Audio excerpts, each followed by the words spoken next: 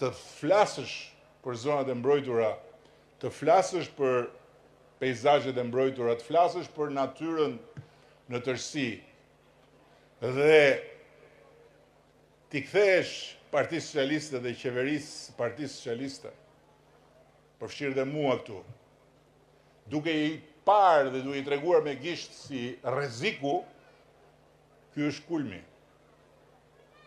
Ky është kulmi. Dhe është një kulm që mund të arrijë vetëm verbria e kombinuar me dizinformimin. Që mund të arrijë vetëm ignoranca e kombinuar me manipulimin. Që mund të arrijë vetëm keqdashja ndaj këtij vendi, e kombinuar me ata që e duan sinqerisht këtë vend, por që të përfshirë emocionalisht nuk informohen.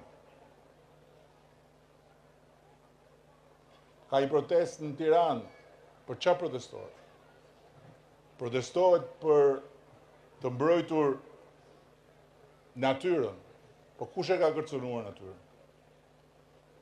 Protestohet për të mos lejuar shkatrimin e biodiversitetit, po kush e ka vënë rrezik biodiversitetin? Protestohet sepse është hequr nga zona e mbrojtur Zvërneci. Po kush e ka hequr? Dhe kur ka qenë zonë e mbrojtur dhe çfarë zone e mbrojtur ka qenë? Zvërneci ka qenë qysh në kryet herës, zonë e mbrojtur e kategorisë 5, peizazhi mbrojtur, dhe kështu është edhe sot dhe kështu do jetë dhe nesër.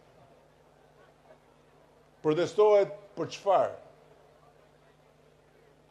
Dhe debati real sot nuk është a do mbrohet apo s'do mbrohet biodiversiteti, sepse kjo është pjesë e pandashme e detyrave dhe e punës sonë si qeveri në raport me çdo lloj investitori.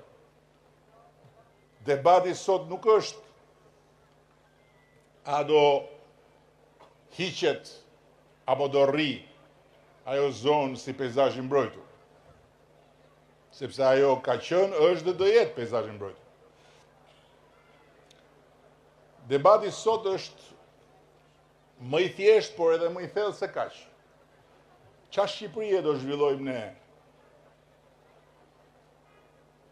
Dhe çfarë Shqipërie do kemi ne mbas 5, 10, 15 vjetësh? Dhe si do të arrisim ne Shqipërinë ekonomikisht? Si do të arrisim ne prodhimin e përgjithshëm kombëtar të Shqipërisë, nëse ne industrinë tonë kryesore kemi turizmin?